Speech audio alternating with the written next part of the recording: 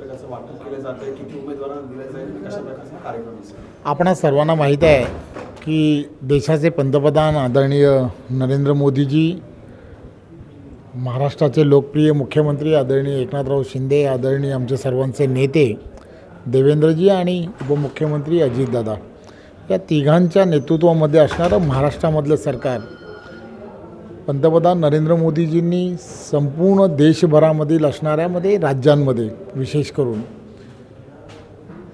अनेक सरकारी नोकऱ्या की ज्यांच्या भरती अनेक वर्ष झाल्या नव्हत्या, या सर्व भरत्या आपण तात्काळ कराव्यात अशा संदर्भातले निर्देश दिले आणि त्यानंतर सार्वजनिक बांधकाम विभागाने सुद्धा आमच्याकडच्या असणाऱ्या जवळजवळ सर्वच्या सर्व अभियांत्रिकीच्या असणाऱ्या जी पदं रिक्त होती आणि प्रचंड सार्वजनिक बांधकाम अमृत नोनी आर्थो प्लस, ये एक प्रूवन फॉर्मूला है। इसमें मौजूद नोनी फल के गुण और आयुर्वेदिक जड़ी बूटियां शरीर को जरूरी पोषक तत्व देने के साथ साथ हड्डियों और जोड़ों के घिसने, उनमें होने वाले सूजन और दर्द को रोकने में मदद करता है। दर्द मुक्त जीवन के लिए अमृत नोनी आर्थो प्लस। विभागावरती ताण होता, या सर्व असणाऱ्या पदांसाठी टाटा कन्सल्टंट TCSच्या माध्यमातून परीक्षा घेण्याचं काम केलं आणि या सर्व परीक्षा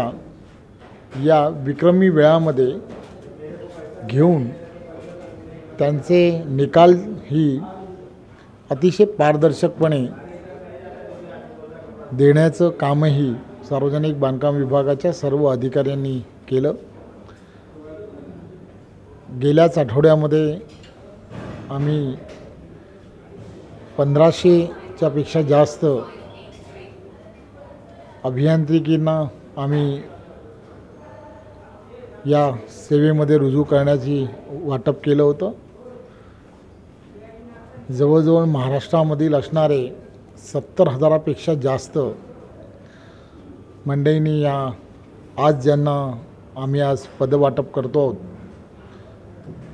यांनी या परीक्षेमध्ये भाग घेतला होता आणि जवळजवळ 500 ते 550च्या जवळपास असणारी पदं जी आहेत ती आज त्यांचंसुद्धा आज पदवाटप करण्याचा कार्यक्रम हा आपण करतो।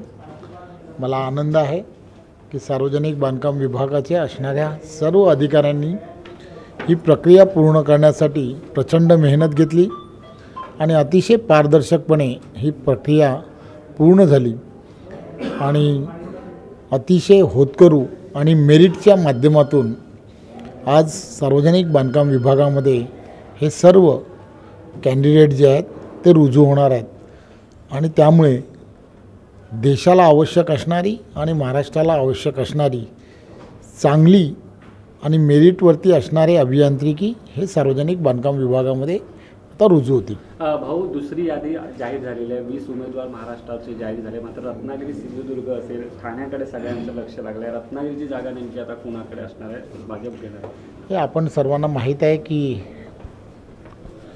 देशाचे पंतप्रधान आदरणीय नरेंद्र मोदींच्या नेतृत्वामध्ये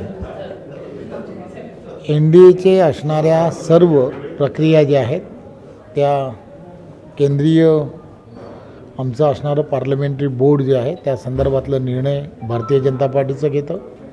महाराष्ट्रामधले असणारे NDAचे निर्णय जे आहेत ते आदरणीय देवेंद्रजी, बावनकुळे साहेब आणि त्याचबरोबर आदरणीय मुख्यमंत्री एकनाथराव शिंदे आणि त्याचबरोबर नेते आदरणीय अजितदादा पवार ही सर्व मंडळी घेत असतात। त्यामुळे या सगळ्या गोष्टीचे निर्णय ही सर्व नेते मंडळी घेणार आहेत। परंतु एक गोष्ट नक्की आहे की NDAचे 45+ उमेदवार जिंकून आणण्यासाठी महायुतीचे सर्व नेते आणि कार्यकर्ते हे सज्ज झालेले आहेत आणि कोणत्याही परिस्थितीमध्ये 45+चं जे असणारं गणित आहे ते जुळवण्यासाठी आम्ही सर्वजण मिळून प्रयत्न करू। भाजपची पहिली यादी आली, मात्र महाविकास आघाडीमध्ये अद्यापही धन्यवाद काही ठरत नाही।